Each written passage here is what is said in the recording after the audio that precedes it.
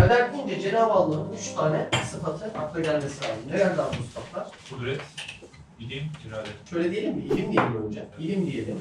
Acaba ilimden sonra, Allah'ın bilmesinden sonra iradeyi öne alsak daha mı eftal? İlim, sonra irade edecek, Evet, sonra kudret edecek. doğru. Doğru mu?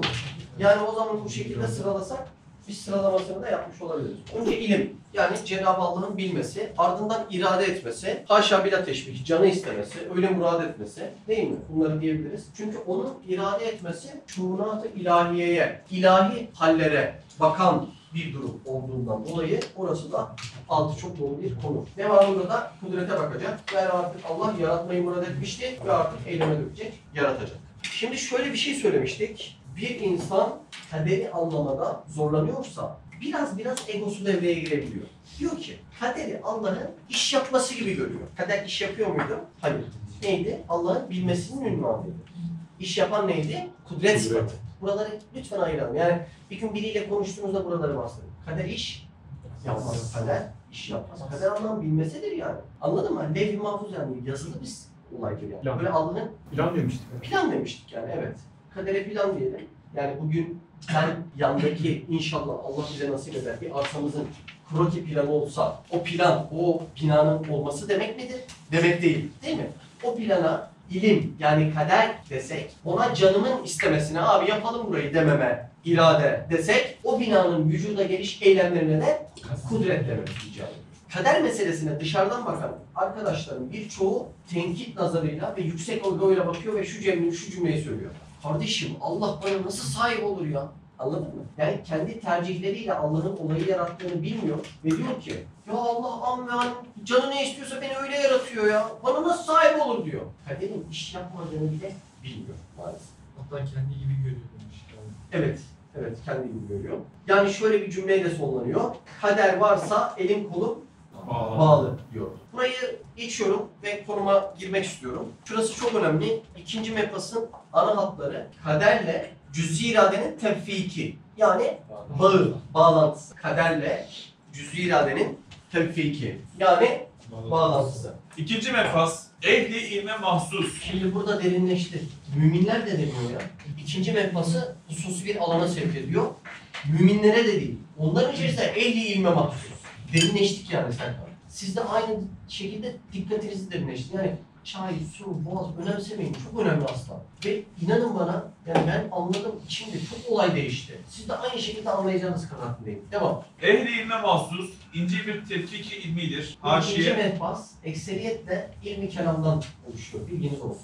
haşiye. Bu ikinci mefas en derin ve en müşkül bir sırrı kader meselesi. Bak en derin, en müşkil. Dışarıda size gelen soruların birçoğu farklı soru kalıbında cevabı bulur. Ama aynı soru kalıbında bulamayacaksınız. O yüzden analitik edin. Olur mu? Bu yani bütün o felsefenin derin, kör kuyusunda boğulmuş soruların cevapları hep bu. Çünkü ilmi kelamın son noktası burası. Devam. Bütün ulema-i muhakkikince en ehemmiyetli ve münazaralı bir mesele-i akaid-i kelamiyedir. Risale-i Nur tam halletmiş. Olaya bak. Tamam. Geçelim hızlıca. Sonra görün bakalım tam halletmiş mi etmemiş. Ki aklınız yerinden çıksın. Ben çok Eğer desen kader ile cüz-i ihtiyari nasıl tevfik edilebilir? Bu ikinci mefasımızın ana konusuydu. Kaderi bir ayrı anlatacak, cüz-i iradeyi ayrı anlatacak, sonra bunların bağlantısı ne? Buraya gidecek. Kaderle cüz-i iradenin neyi? Tevfiki. Çok güzel. Tevfik ne demekti? Bağlantısı. Eyvallah. Ben arkaya da yazıyorum. Ara ara da bakabilirsiniz. El cevap 7 vecih ile. Birincisi, Bir dakika abi. Bu da mahiyet manası yani. Devam. birincisi elbette kainatın intizam ve mizan lisanıyla hikmet ve adaletine şehadet ettiği bir adil-i hakim, insan için medar sevap ve ikab olacak mahiyeti meçhul bir cüz'i ihtiyare vermiştir. Tamam. Cüz-i iradenin mahiyeti nedir? Mahiyet ne demek? İçeriği. İçeriği, özellikleri. Meçhul ne demek? Bilinmez. Bilinmez. Şimdi öncelikle tekrar sorayım. Utku bana cüz-i iradenin mahiyetini, özelliklerini söyler misin? Sayamayız abi. Sayımız meçhul, bilinmezlik var orada. Mesela bana ruhun aynı şekilde nasıl yaratıldığı, özellikleri bunları ruh da bile çok garip aslında. Meçhuliyeti var. Devam edelim abi. O adil-i hakimin Şimdi nasıl bir Allah'tan bahsediyor? Abi Hem çok hikmetli şeyler yaratıyor ve yaratırken bunları muazzam bir adalet çizelgesinde yaratıyor. O yüzden cüz'i iradenin mahiyetini meçhul koyabilir ama bana zulmetmez. O adil hakimin pek çok hikmetini bilmediğimiz gibi. Şimdi mahiyeti meçhulse hikmetini biliyor muyum? Bilmiyorum. Şu mahiyeti meçhulün biraz altını doldurayım. Ben cüz'i iradenin hikmetini bilmiyorum arkadaş. Devam edelim abi. Şu cüz'i ihtiyarının kaderle nasıl tevfik edildiğini bilmediğimiz olmamasına Tevfik delalet ne demekti? etmez. Bağlantı. Şimdi baştan söyleyeyim. Cüz'i iradenin mahiyetini biliyor muyum? Hayır. Bilmiyorum. Meçhul. Peki kaderle tevfikini, Bağlantı. kaderle tevfikini biliyor muyum? O zaman cüz'i irade yoktur. Diyebilir miyim? Hayır. Hayır. Bu onun olmadığı manasına gelmez. Şimdi dikkatinizi bana verin. Mahiyeti meçhul şeyler onun olmadığını göstermez. Dışarıdaki bir ateist zihniyete baktığımda ya ben bunu anlamadım ki yok yani bu. Öyle mi? Evet. Değil mi? Tam böyle oluyor. Neden? Mahiyetini bilmiyorsan yoktur. Ama dikkat et, egodan dolayı. Ego. İlaç kullanıyorsun, mahiyetini biliyor musun? Biliyor musunuz? Onu bilmiyoruz. Doktor dedi diye. Evet. Şimdi mahiyeti meçhul şeyler olmadığını göstermez dedik. Şöyle bir noktayla devam edeyim mi? İlaç yazsam? Oldu mu? Evet. Oldu. Gözünü kullanıyorsun ama mahiyetini ne kadar biliyorsun? Tamamen biliyor musun? Mahiyetini. Tamamen. Yani aynı atomlardan oluşmuş burada bir görüntü aksediyor.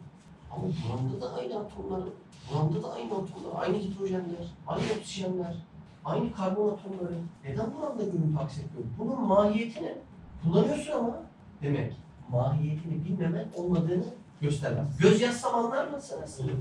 He? Göz. Ben az yazayım, siz çoğunu yazabilirsiniz. Hukukla ilgili meselelerin mahiyetini bilmesen hukuk yok mu diyeceğiz? Hayır. Bak, farkında mısın? Adam az önce bir ateistin düşüncesini bize yaptı. Ya ben anlayamıyorum yani, yok yani bu işler, Allah din falan. Ne diyeceksin orada?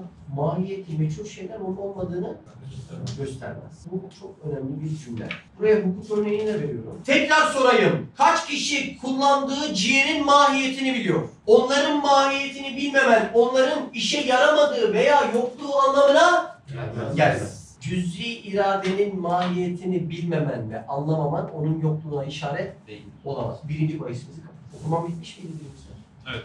Tamam. Var mı bir problem? Bu arada bunun her biri ayrı bir cevap ama cevap verebilirsin. Yani kaderle cüz-i iradenin tevfikini, bağlantısını anlayamıyorum. Mahiyetini de anlayamıyorum. Mahiyetini bilmemen olmadığı anlamına gelir. Nasıl? Tekrar ediyorum. Biraz felsefe gözüyle bakmanız lazım. Çünkü suallerin ve cevapların çoğu ilmi kelam. İlerlerde ispat edecek ya üstad. Çok güzel bir giriş cümlesi gibi olmuş yani. İlk başta ya senin bunu, evet bunu inkar ediyorsun ama sadece senin inkar etmen, mahiyetini bilmemen, içeriğini bilmemen bunun olmadığına delil değil yani. Ya bu çok güzel bir giriş cümlesi ve sanki böyle ne bileyim gönle de dokunup böyle vicdana da kabul ettirecek bir cümleymiş gibi geldi. Aynen öyle. Bir daha alır mısın abi?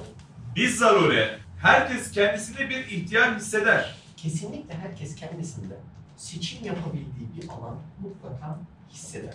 O ihtiyarın vücudunu, yani öyle bir şeyin varlığını nasıl bilir? Aklen değil, vicdanen bilir diyor. Mesela sebep, şu an içsel olarak bunalımdasın, tamam mı?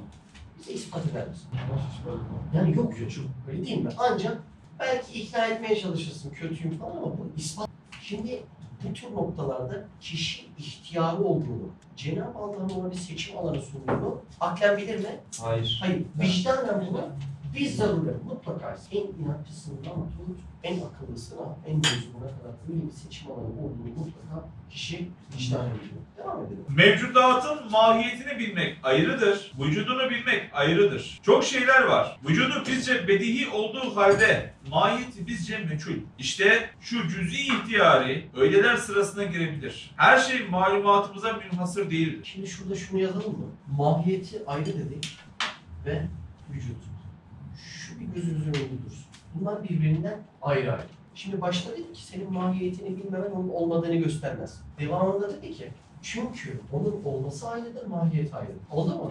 Vücut ne demek? Varlık demek. Var olma. Mevcudatın mahiyetini bilmek ayrıdır, vücudunu bilmek ayrıdır. Çok şeyler var, vücudu bizce bedihi olduğu halde mahiyeti bizce meçhul. Mesela var mı bir örnek aklınızda? Buyur Sinan. Ruh var abi yani ruhun Sen ruhun var. varlığını vicdanen herkes hissedebilir abi sanki. Bence de biz zaruri kesin hisseder. vücut ve varlık olarak ruhun var olduğunu biliriz. Biliriz ama nasıldır? Şekli yoktur mesela. Küçücük bir şey midir? Büyük bir şey midir? Kilosu var mıdır? Yok mudur? Bir gramajı var mıdır? Yok mudur? Ölünce Neye benzer? hani ölünce çıktığı zaman nerede Neden takılır, ne yapar? yaratılmıştır? Değil mi abi? Yani hiç Mesela maddesini ayette bilmiyoruz. ne diyordu? Cenab-ı Allah ruhundan üfledim diyor. Ne anlama geliyor ruhundan üflemesi demek? Kanun ilahi demek oluyor. Yer çekimi gibi bir kanundur.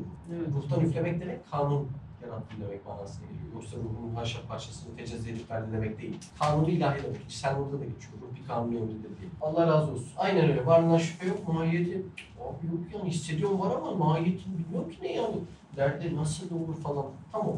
Var mı örnek vermek istediğin? Melek. Varlığına bir zarure kanun olabiliyor musun? Varlık. Aynen öyle. O zaman melek de olur. Başka? Duygular olur mesela. Çok güzel abi. Duygular. Mesela bir duygu söyler misin abi? Heyecan. Heyecan. Varlığını bilirsin ama kaynağı nedir? Değil mi abi? Bir de Nasıl? hani mesela bugün bir ilişki Boşver. dese ki kardeşim heyecan diye bir şeyin varlığı yok kandırmayın kendinizi. Her yerimizde güleriz adama. Ya araba bile uyarı veriyor heyecanlandığın geceler için. Yoruldular bana. Peki abi mahiyeti nedir yani? Mahiyet ne demekti bu arada? Özellik. İçeriği. İçeriği, Özellik. Neler barındırır? Nasıl? Evet. İçeriği nedir abi heyecan? Kaynağı. Yok bilmiyorum. Bilinmiyor. Bu örnekler yeterli İşte mi? şeyde değişir o yani. Değişiyor. Yani varlığını nasıl bilirsin vücudunu? Vicdanen. Çok güzel. Şuraya bir vicdanen... Latife de diyebiliriz abi. Kesinlikle abi. Vicdanen varlığını biliriz ama mahiyetini biliyor muyuz? Bilmiyoruz. Peki benim mahiyetini bilmemem yok mu demektir Yunus? Hayır. Hayır. Çok güzel. Devam edelim abi. Çok şeyler var. Vücudu bizce bedihi olduğu halde Değil mi? Ya benim seçim hakkım bedihi ya. Bana söyle abi çay ver de. çay ver. Vermiyorum abi. Benim elimde yani. Çok bedihi. Böyle bir şey benim elimde. Şimdi de vermek istiyorum. Ya, değil mi abi? Çok benim elimde. Belli. Bedihi. Evet. Mahiyeti bizce meçhul. Mahiyeti bizce meçhul. Demek ki vücuda olup mahiyeti bilinmeyen zirve örneğimize irade diyeceğiz. Değil mi abi? Zaten ana konumuz da burası. Mahiyeti meçhul. Devam. İşte cüz-i ihtiyari öyleler sırasına girebilir. Biz de öyle dedik. Evet. Her şey malumatımıza münhasır değildir. İlla bilmek zorunda değilsin mahiyetini yani. O kadar ukala olma. Evet. Ademi ilmimiz onun ademine delalet Senin etmez. ilmin yok diye o da yok demek değildir. Güzel cümle. Bunu da eklememizi ister misiniz? Üçüncünün anahtar kelimesini söyleyeyim abi. Cüz-i irade kadere münafi. Münafi ne demekti? Zıt. Cüz-i irade kadere münafi. Aykırı. Zıt değil. Okuyalım abi. Üçüncüsü cüz-i ihtiyari kadere münafi değil. Belki kader ihtiyarı teyit eder. Çünkü kader ilmi ilahinin bir nevidir. Sen seçim hakkının olduğunu aslında kaderin teyidiyle daha fazla anlayabiliyorsun. O yüzden adam başta ne soru soruyordu? Ya arkadaş bak kader var mı? Var. O zaman benim seçim hakkım yok ki. Aykırı zıt bunlar. Bu da ona cevap. Ya kardeşim hayır. Cüz-i irade kadere zıt bir şey değil. Birbirine bunlar yalanlamaz. Devam edelim abi. Cüz-i ihtiyari kadere münafi değil. Belki kader ihtiyarı teyit eder. Çünkü kader ilmi ilahinin bir nevidir. Ayrıntılı devam etmiyorum buralara vakıfız diye. Doğru mudur? Evet. Devam. İlmi ilahi ihtiyarımıza taluk etmiş. Öyleyse ihtiyarı teyit ediyor, iptal etmiyor. Evet. Ayrıntılı girmiyorum. Değil mi? Anlamadığımız bir yer olduğu kanalında değil. Çünkü kader cüz-i ihtiyar. Saatlerce işledik. Sorun yok burada. Devam edelim abi. Dördüncüsü Dördüncüsü abi bir ünlem koyduk inceden. Dördüncüsünün anahtar cümlesi. İlim maluma tabidir ve ezel. İki tane var anahtar cümlesi. Devam edelim abi. Dördüncüsü kader ilim nevindendir. İlim maluma tabidir. Şimdi abi önce kader ilim evinden dedi bir açalım. Bizim evin 4 katlı projesini çizdirsem, her şeyin en güzelini koy mimar efendi desem. Şu an bir proje çiziliyor değil mi? Onun çizmesi demek benim öyle bir evim var demek midir? Hayır. Hayır, çok güzel. Kader de böyle işte. Kader ne evindendi? İlim. Bak bunu biriyle konuşurken 500 defa tekrarlasanız israf olmaz. Kader ilim evindendir. Projenin çizilmesi benim öyle bir evim var demek midir? Hayır. Bizim evin 4 katlı projesini çizdirsem, her şeyin en güzelini koy mimar efendi desem, onun çizmesi demek benim öyle bir evim var demek midir? Değil. Hayır. O proje sadece ilim desatiri, ilim düsturları. Kader de öyle ilim nevinden bir projedir. Yani Allah'ın sadece bilmesinin ünvanıdır. Devamında açacağız. Sadece kaderin ilim nevinden olduğunu önce bilelim. Kader ilim nevinden. Yani çizilmiş bir proje gibidir. Devam. İlim maluma tabidir. Şimdi buradan da biraz yol alalım.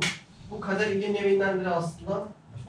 Proje cümlesi kursam bir tane Aklımızda daha kalıcı olabilir Evet, ya. öyle yapalım. Kader ilim evindendir. Evin projesini çizdirmem, evin var olduğunu göstermez. Kader de öyle, Allah'ın bilmesi yazayım mı? Evet. Şimdi abiler, ilim maluma tabidir ne demek? Öncelikle ilime ne diyeceğiz? Bilgi, malum, bilinen, ilim, maluma tabi ise malum anne. Doğru mu? Anneden sonra ne olur? Çocuk olur. Demek önceliğimiz kim ilk sırada? Malum. Demek burada asıl rol oynayan birinci faktör malum, ikinci faktör ilim. Var mı buraya kadar sıkıntı? Tamam. Sinan, ilim ne demek? İlim bilgi demek. Bilmem. Malum ne demek? Malum bilinen. Bilinen demek. Birazdan örnekleyeceğim, sadece biraz oturtalım. Hangisinin önceliği daha yüksek? Malumun önceliği. Malum. Çünkü bilinen bir şey olacak ki bende de bilgi olsun. Evet. İlk önce Doğru onun mu? varlığı olması gerekiyor. Yapraklar yeşil midir? Evet. Malum. Benim söylediğim bu bilgi ilim. Anladın mı demek istediğimi? İlim maluma tabidir. Malum ne demekti? Malum Bilinen. Yok, bilinen demek. Bilinen bir şey var. Anladın mı? Bu duvarlar turuncu. Bu bilinen bir şey. Benim bunu söylemem ne oldu?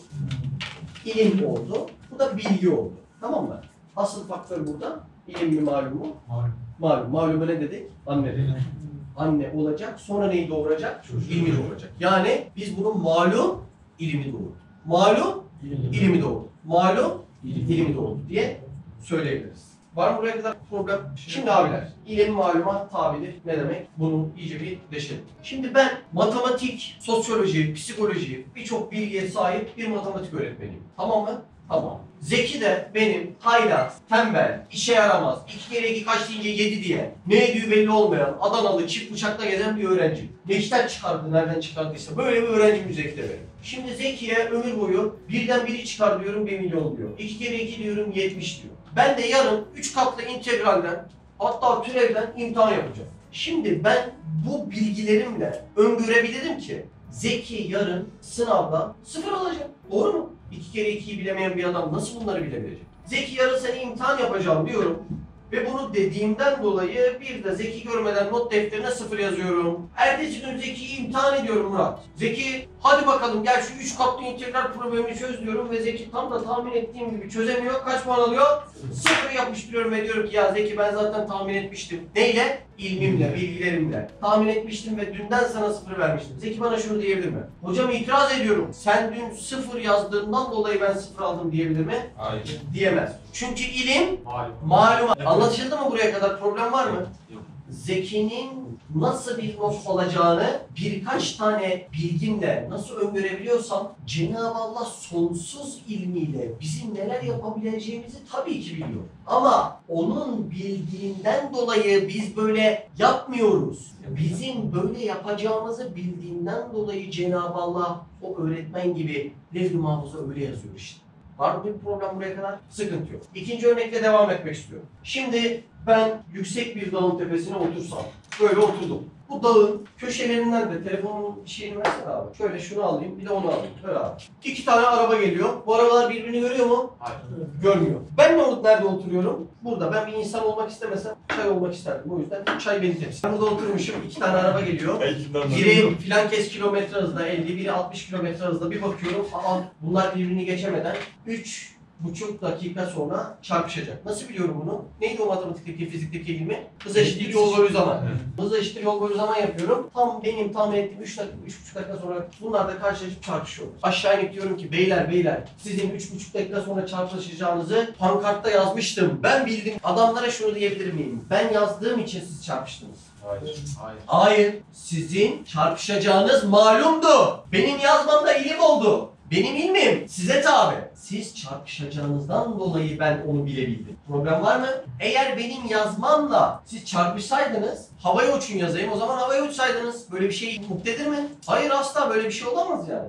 Buraya kadar sıkıntı var mı? Yok. Şimdi A'lar. Son bir örnek daha vereceğim. Bir de örneğimi şöyle vereceğim. Şimdi Gio cebinde ne kadar var? 50 lira. Gio'nun cebinde 50 lira var. O malum. Tamam mı? Bilinen. Gio'nun cebindeki para bilinen. Ben Gio'nun cebinde 50 lira olduğundan dolayı 50 lira olduğunu bilebildim. Ne olmuş oldu? Benim ilmim, bilgim Gio'daki maluma tabi olmuş oldu. Şimdi ben mi sana tabiyim, sen mi bana tabisin şu konuşmada? Sen bana tabi. Sen çok güzel. Ben Mehmet Gio'ya tabi. Eğer zıttı olsaydı Gio, eğer malum ilme tabi olsaydı yani bilinen benim bilmeme tabi olsaydı. Ben şu an derdim ki Gio cebinde 500 lira var, pat diye 500 lira olmak zorundaydı. Anladın mı demek istediğimi? Var mı burada problem? Demek ki malum ilime tabi değil. Eğer böyle olsaydı ağzından her çıkan sen 3 kol bulsun Gio. Pat Gio'da 3. kol. Şimdi burada var mı problem? Demek ki benim bilmem sende var olan bilinene odaklı bir bilme. Aynen öyle. Kaderde ilim maluma tabidir. Yani Cenab-ı Allah böyle yazdığı için biz böyle yapmıyoruz. Cenab-ı Allah bizde malum olan nasıl hayatlar ve nasıl tercihler yapacağımızı bildiğinden dolayı kendinde ilim olan aynı bu şekilde yazmıştır ve kader de ilim evinden olduğundan bizde bilinen hayatlara malum olan hayatlara göre Cenab-ı Allah'ın bilmesi ilim nevinden olan bilgilerini yazmasına da kader diyoruz. Bu kadar. İyi mi? Güzel mi? Son bir şey daha söylemek istiyorum. Burada bahsedilenler özellikle kader ilim nevindendir ve ilim maluma tabidir. İki cümlesi neden bu kadar önemlidir? Bu abi yüreği deşebilmemiz gereken iki vaka. Eskiden milletin kafasını karıştırmak isteyen muarızların 2 tane metodu var. Muarız ne demek abi? Sana söyleyeyim abi. Varsa karşı çıkan. Muarız itiraz. Muarız itiraz değil mi? Muarızların Arızalı diyor. arızalı. Evet, muarızların 2 tane metodu var. 1. Kader meselesinden soru sorarlar. 2. Onlara hurafe, cin, muska gibi meseleleri aşılarlardı. Bunları menfi manalarda. Yani düşünsene, uçaktayız Sinan. 50 kişi uçağa biniyoruz. Ben de sıradan bir uçağa binen müşteriyim. Bir bakıyorum, saat başı uçaktan bir adamı aşağı atıyorlar İrfan. Dönüyorum saat başı arkadan da birini içeri alıyorlar. Lan bir saat daha geçiyor, sen gel deyip birini atıyorlar. Öyle yaka paça, İrfan. Hiç beklemeden. Bir bakıyorum arkadan uçağa birini alıyorlar. Saat başı. O esnada da muavin bana geliyor, Mehmet Bey merhabalar. Yeni tabletinizi size sunduk, içinde film oyunlar da var. Buyurun bir de çay alır mısınız diyor. Sence onunla ilgilenebilir miyim? Dakika başı bir adamı atıp dakika başı bir adam alırken sıra ne zaman bana geleceğim diye düşünmem lazım. Şu dünyanın hilkatine bak. Saat başı 300 bin insan ölüyor, uçaktan atılıyor, 300 bin insan yaratılıyor ve uçağa geri biniyor.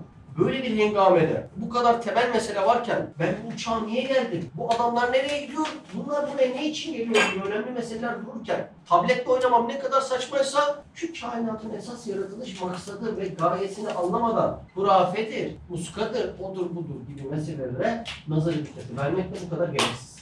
Oldu mu? Evet. Abi devam et okumaya. Yoksa malum ilme tabi değil. Yani ilim vesatiri malumu harici vücut noktasında idare etmek için esas değil. Çünkü malumun zatı ve vücudu haricisi iradeye bakar. Bir dakika. Şurada bir ayrım yapalım. Vücudu harici başka bir olay, vücudu ilmi başka bir olay.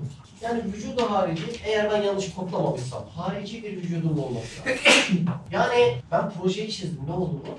Hangi vücut oldu? İlmi. Peki evi yaptım, ne oldu? Vücudu hayat. Vücudu harici demek, hariç bir şekilde varlık alemine inmiş demek. Tamam mı? Öyle kodlayalım. Var mı bir problem? Demek vücudu harici başka bir olay, vücudu ilmi başka bir olay. Benim yarın yenilenecek olan hücrelerim hangi vücuttur? İlmi vücuttur. Yarın oldu ve hücrelerim yenilendi, harici bir vücuda çıktı. Tamam mı? Var mı problem? Önemli manalar. Bunları oturtmamız lazım. Var mı sorun? Bir şey söyleyeceğim de abi. Biz hep bilim adamlarına çok saygıyla yaklaşıyoruz. Aslında bilim adamları sadece var olanı, yani malum olan şeyleri biliyorlar yani. Hani mesela bir arı nasıl iş görüyor, nasıl bal yapıyor, nereden alıyor. Sadece var olan, yani malum olan şeyleri anlatıyorlar ve onlara çok yüksek saygı duyuyoruz. Ama o arıyı yaratanla ilgili hani hep o gözden kaçan o. İnsanların aslında ona yönelmesi gerekirken onu bulan bilim adamlarına yöneliyorlar. O için varlığını anlattığı şeylerin mahiyeti. Evet. Aynen öyle. Var mı bir problem? Devam edelim mi? Buyurun. Yoksa malum ilme tabi değil. Yani ilim desatiri malumu harici... Bir dakika. İrfan desatir ne demekti? Düsturlar. Çok güzel. Devam. Yoksa ilim desatiri malumu harici vücut noktasında idare etmek için esas değil. Çünkü malumun zatı ve vücudu haricisi iradeye bakar ve kudrete istinad. Böyle elle tutabildiğim şey. Ne demek harici vücut? Somut. Ne demek harici vücut? Somut. Elle tutulur. Somut. Elle tut. Peki vücudu harici için esas olan sıfat hangisi? Kudret sıfatı. Çünkü yaratacak. Varlık alemine çıkaracak. Oldu mu? Çok önemli yani. Anlamadıysanız anlayacağınız şekilde yazın. Asel gibi düşün yani. İlmi vücudu aselin hep vardı yani. Allah'ın ilk ruhları yaratılışında vardı ilmi vücudu. Ama vücudu halincisi kaç ay önce oldu? 9 ay önce bu 9 yüzden ay. yani. Hani tabii onun biyolojik olarak abi nutfesi falan var derseniz de 18'de kafana göre takıl yani. Anladım abi. Tamam mı demek? Yani o bebek örneği daha Yani biri plan düzeyinde, diğeri de kudret düzeyinde olarak tabii. Aynen. ayrım yapmış oluyor. Plan düzeyindekine ilim diyecek. Evet. Devam edelim mi?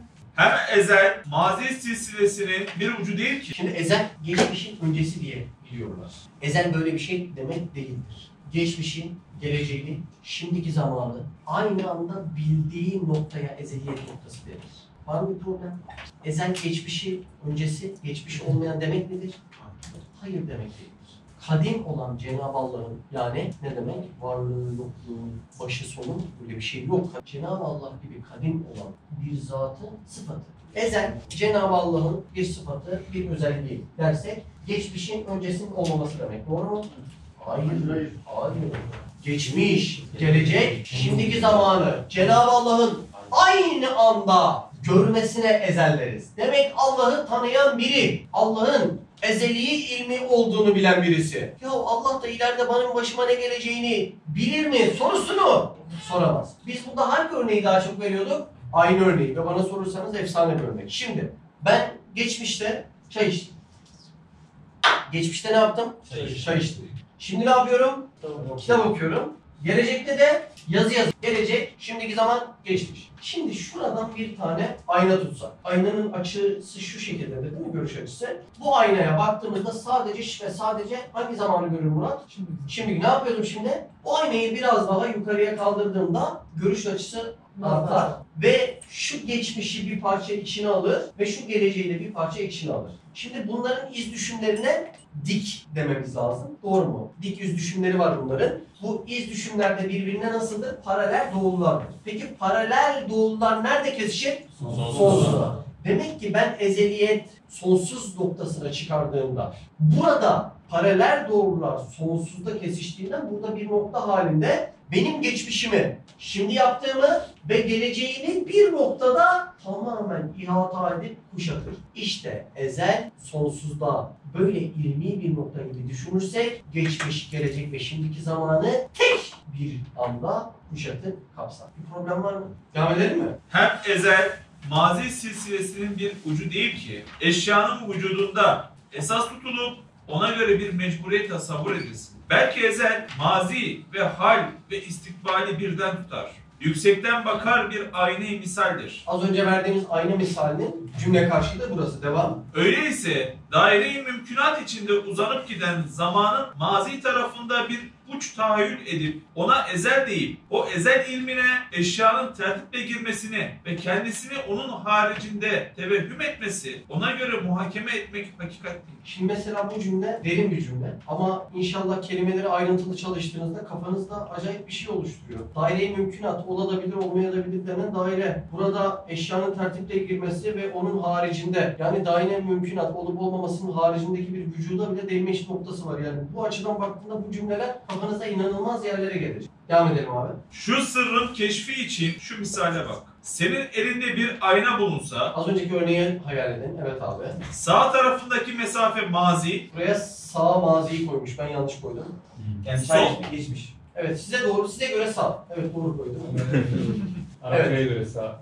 sol tarafındaki mesafe müstakbel farz edilse, o ayna yalnız mukabilini tutar. Sonra o iki tarafı bir tertiple tutar, çoğunu tutamaz. O ayna ne kadar aşağı ise o kadar az görür. Fakat o ayna ile yükseğe çıktıkça o aynanın mukabil dairesi genişlenir. Gitgide bütün iki taraf mesafeyi birden bir anda tutar. İşte şu ayna, şu vaziyette onun irtisamında o mesafelerde cereyan eden halat birbirinden mukaddem, muahhar, muvafık, muhalif denilemez. Birbirinden parça değil. Bunu hepsini tek gibi görür işte. Olay budur. Bu Devam. aynadan geçmişteki, gelecekteki görünen şeyler birbirinden aslında gayrı değil. Çünkü kader dediğim şey orada hepsini bir görüyor. Aynen. Bir görmesini ifade etmeye çalışıyor. Aynen öyle. İşte kader ilmi ezeliden olduğu için ilmi ezeli hadisin tabiriyle manzarayı aladan, ezelden ebede kadar her şey olmuş ve olacak birden tutar, ihata eder bir makam-ı aladır. Aynı cümleyi perçinliyor üstad. Devam ediyor.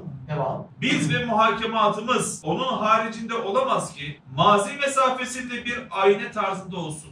Dördüncüde var mı bir problem? Şimdi beşincisi. Beşincisinin anahtar kelimesi kader sebeple müsebbebe bir taalluku var. Tire tüfek atan adam. Burada sebebe baş diyeceğiz, müsebbebe son diyeceğiz. Aklımıza kolay gelsin diye. Evet abi.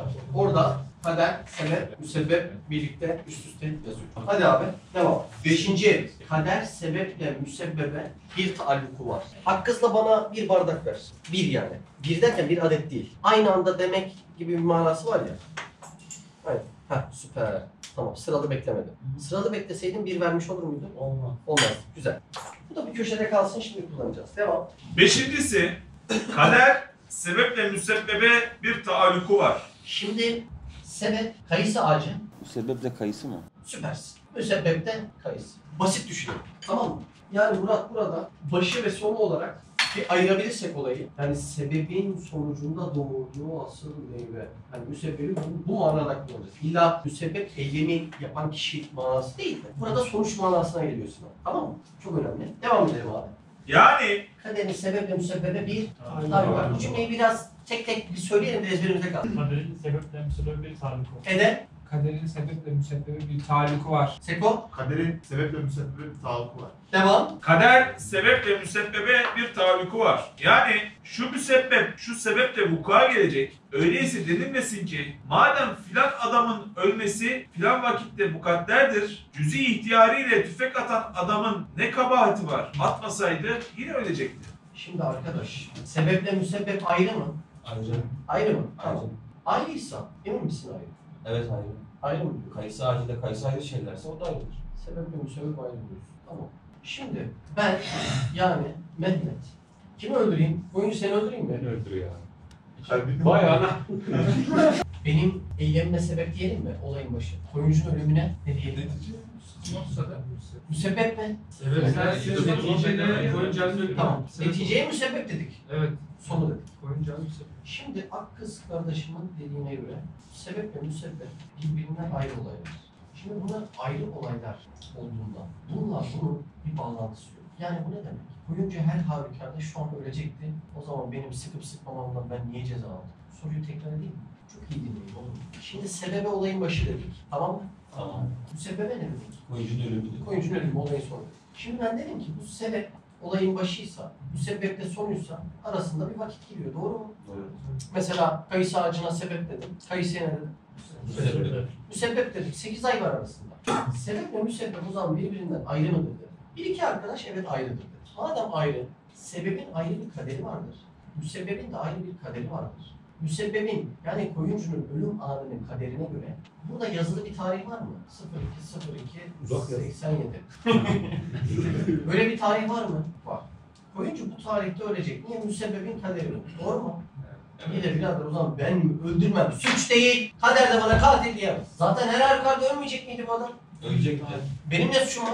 Sen ayrı Bir olaylar şey değil. soracağım. Koyuncunun öleceği mukadderat mıdır?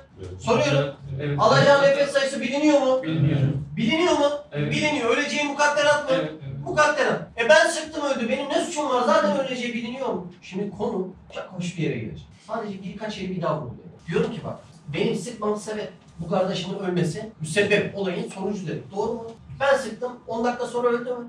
Öldü. Şimdi ben diyorum ki kader cihetinde bu adamın öleceği biliniyor mu? Biliniyor. Madem bu adamın öleceği biliniyor, benim sıktığımdan dolayı ölmedi ki bu adam. Kader onun nefes sayısını bile yazmış. Madem onun öleceği biliniyor.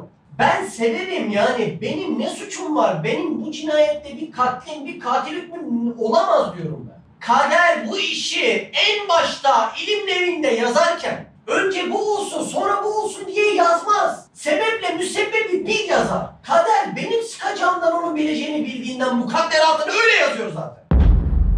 Kader önce sebebi sonra müsebbebi yazmaz. Çocuğun döllenmesiyle ihtiyarlığının tam aynı anda yazar. Pat!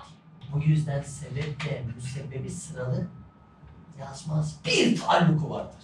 Tam oturdu mu? Kader bir Onur'a kız yazayım. Sonra da bir Tuğba yazayım. Onları da bir gün denk getireyim, evlendireyim. Sonra da çocuklara asel olsun yazmaz. Bunun tamamını çat diye bir anda yazar. Sadece bizim hayatımız sıralı yaşandığından Allah'ın da bunları önce sonra diye yazdığını zannediyoruz. Zamanla münezzeh. Kader bir gün yarattığı Mehmet'in koyuncuya sıkacağını bildiğinden koyuncunun son nefesini o tarihte yazmıştır. Sebeple müsebbebe bir taalluku var. Senin sıralı gördüğün olaylar var ya, kader aynı anda yazıyor onların hepsini. Tam oturdu mu? Var mı sorun? Yok. Tam oturdu değil mi? Sinan, tam oturdu değil mi? Aynen. Kader böyle yazdığından benim cüz'i ihtiyarimin de payı var. Bu yüzden ben katilim. Devam edelim mi baştan okumaya? Şimdi zaten birbirine taalluku olmadığını düşünürsek İki kaderin de Süper. farklı kişilerin Şimdi- yazdığını kabul etmiş Yere olduk. değinecektim. Özür diliyorum. Evet. Az önce bir soru sorduk ya. Sebebin ayrı kaderi vardır. Müsebbebin ayrı kaderi vardır. Tam dediğim gibi. Eğer bir taalluk düşünmezsek evet sebebin ayrı kaderi olur. Müsebbebin ayrı kaderi olur. Bunu haşa ayrı bir yazmıştır. Bunu haşa ayrı bir yazmıştır. O yüzden sebeple müsebbibin ayrı ayrı kaderi yoktur. Kader ikisine bir taalluk eder. Aynı anda da yazar. Devam et abi. Çok güzel bir yere attın. Onu diyecektim abi yani. aynı kişi yazdığına göre biz bunu inkar edemeyiz yani. Birbirine bağlantıyı da kesemeyiz. Çok güzel. Yine vicdanlı basit bir mantık. Şimdi şura oluştu mu? Kader, sebep, müsebbep üst üste yazdım ya abiler. Evet. Üst üste yazmamın sebebi bu. Bunları tecazü edip ayıramayız. Bir tarihten. Aynı anda bardağı aynı. Evet yani şu yok tekrar söylüyorum. Önce Zeki'yi yaratayım, 25 yaşında da evlendiririm. Hayır bu yok. Bu bir anda yazılıyor ya. Tamam mı? Sıralı bir serüven yok. Bu yüzden yaratıcıyı kendimiz gibi düşünemeyiz. Bizim hep sıralı ya. Şimdi bütün alışkanlıklarımız sıralı. Bir anda bunu düşünmek zahmetli asla. Ama bir zorlayıp tefekkür edelim. Oldu değil mi? Tekrar söylüyorum. Zeki'yi yaratayım, ileride ona Zehra'yı çocuk. Öyle değil. Zehra'nın senin çocuğun olmasıyla senin yarattığın aynı. Anladın mı? Aynı anda yazılıyor bu. Zeki'yi yarattığından çocuğu öyle yapayım değil. O çocuğun varoluş hikmetiyle Zeki'nin varoluş hikmeti aynı anda. Neden? Çünkü kaderin sebeple, müsebbebe bir taalluku var. Sebep olayın başı dedik. Müsebbep olayın sonu dedik. Ama kaderde önce sonra diyemezsin. Zamanın ve mekanın olmadığı bir yerde önce sonra diyemeyeceğinden dolayı önce hangisi sonra hangisi diye soran biri kaderi de anlamamış demektir. Bu yüzden sıralamanın olmadığı bir yazılım serüveni düşün ve buna de ki kaderin sebeple müsebbebe bir taalluku var. Hazreti Adem ile kıyametin kopması aynı zamanda yazılmıştır. Tam öyle. Tam öyle. Ama şeyleri de unutmayın. Sebep Hazreti Adem'den kıyamete öyle değil. Hepsi aynı mantık silsilesi içerisinde. Çat yazılı böyle. Oturdun mu biraz daha aslında? Bu çok önemli ya. Bakın burayı biz defalarca okuduk. Çok ince. çok önemli. Böyle Çünkü insanlar olmalı. hadiselerin içerisinde kaderin sorgularken burada takılıyor zaten. Aynen öyle oluyor. Aynen öyle. Cevap oturdu mu Fatih? Tam katil nasıl oluyor? Ben katillerden bahsedeyim ki. Sorumluluk tam olarak. Şimdi ben sıralı anlatacağım ama sen sıralı düşünmemen lazım. Cenab-ı Allah beni yarattı, koyuncuyu yarattı ve hani ilim, malumat abi ya, yarattığı anda benim 32, onun 35 yaşında bir yerde denk gelip kavga edeceğimizi, benim ona kurşun sıkıp o kurşunu kan kaybından onun hayatının son bulacağını bildi ya, yazarken nefesini de oraya bağladı. Oldu mu? Anladım abi. He. Yani bunları kavga ettiğim o yüzden öyle yapayım değil yani. Yani baktığında gene bizim irademize bırakıp öyle yazıyor. Hani alacak nefes, verecek nefes mukadderat falan diyoruz ya. Şimdi onu deme sebebin zaten ne yapacağını Allah bildiğinden öyle yazdı. Öğretmen örneğini hatırlar.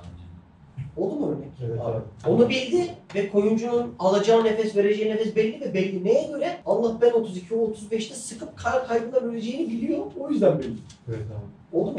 Bunları yaratırken tam aynı anda yarattı Cenab-ı Hak. Sebeple müsebbebe kaderin bir tayyip. Kader çizdim öyle çizdim. Zaten bak şey de çok ilginç. Benim ecmel vera, nutfeyken, 1 aylık bebekken, 5 aylık bebekken, 7 aylık bebekken bütün sima çeşitlerini biliyorum. Ama 9 aylık bebekken simasını bilmiyorum lütfen. 19'u da bilmiyorum. 29 ayını da bilmiyorum. 10 yaşını da bilmiyorum. 15 yaşını da bilmiyorum. 25 yaşını da bilmiyorum. 55 yaşını da bilmiyorum. Kimin? Ecmel Vera'nın. Ben bunları bilmiyorum. Neden? Ecmel Vera'nın gelecekteki tipi, mahiyeti bende meçhul.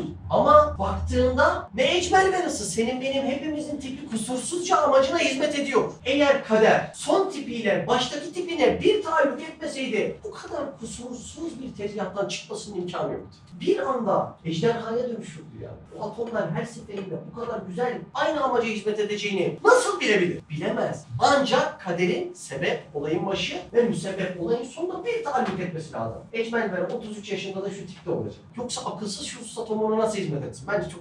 Değil mi? Evet. Oluyor mu birazdan? Soru varsa sorun bak. Yani benim ömrümü değiştiren cümleler oldu. Sizin de değiştirir. Anlamadan geçmeyelim. Ama şu beşincisi çok ayrı bir yeri var bende. Altıncısı daha derin. Ama altıncıyı bugün işlemeyeceğim. Tekrar söyleyeyim. Kaderin sebeple müsebbebe bir taalluk var konusu. Oturdum abi. Yani bunu tekrar lafı kestim de. Can sıkan bir olayın vicdani muhasebe yaparken günlük hayatında şu cümle aklına gelsin. Vallahi dert kalmasına sakın. Biz hani sen sıralamayı düşünmeyi de ifade ettin ya mesela Fırkayı izah ederken. Bir sıralamada ister istemez bizim zihnimiz yani yaratılmış olmamızın ötürü zamanla muhatap olduğumuz için orada bir karışıklık oluyor. Bediüzzaman Hazretleri yine ifade ettiğim bir anda diyorsun ya o anı bile kullanmak. Bir taalluk eder. Bir çok evet, fark var yani. evet. Bir anda taalluk An eder. bile başka bir demek şey. yani ana bile kullanmamış ki daha iyi idrak edilebilsin diye. Aynen. Ama o zaman kavramı. Yani zaman giriyor ya nasıl da giriyor ama bir taalluk var yani hepten. Hı. Yekten bir taalluk var, alaka kurulmuş diye. Aynen öyle. Abi okuyalım. Yavaş okuyalım. Tane tane. Beşincisi, kader sebeple müsebbebe bir taalluku var. Yunus sebep başıydı. Müsebbep sonuydu.